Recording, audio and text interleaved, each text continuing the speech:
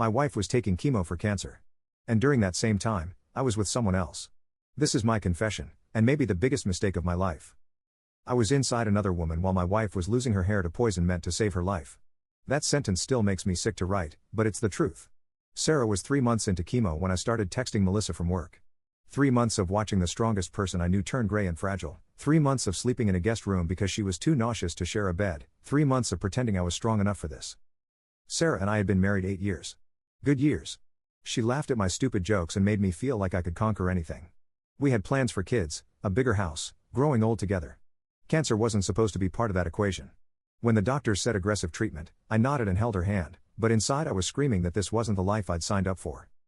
Melissa was everything Sarah couldn't be right then. Healthy. Available. She didn't throw up after dinner or cry during commercials about families.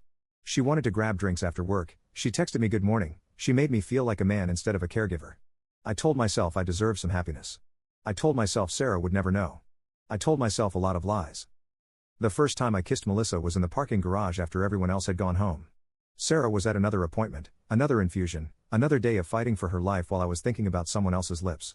The guilt lasted maybe 30 seconds before Melissa's hands were in my hair and I forgot everything else existed. For 2 months, I lived a double life. I'd come home smelling like Melissa's perfume and kiss Sarah's bald head.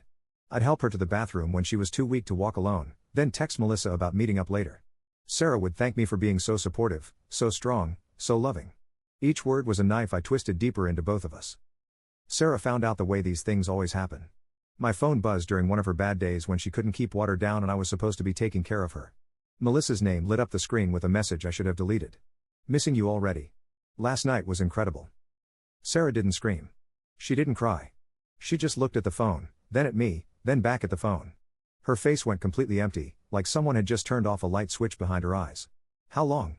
Her voice was barely a whisper. I wanted to lie. I wanted to say it was nothing, a mistake, something that didn't matter.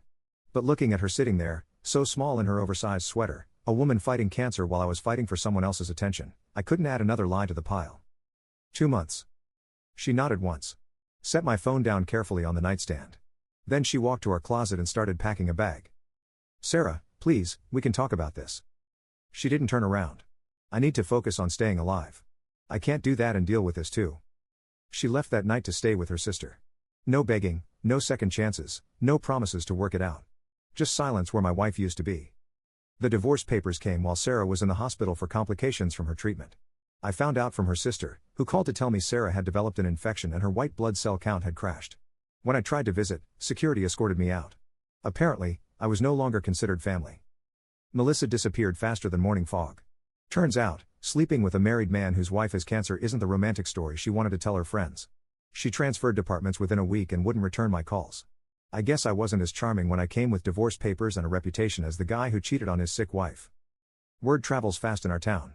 Sarah's cancer journey had been public, documented on social media by friends who wanted to show support. Everyone knew about her struggle, her strength, her fight. Everyone knew I was supposed to be fighting alongside her. When the divorce became public knowledge, the math wasn't hard to do. I lost friends I'd had since college. My brother stopped calling.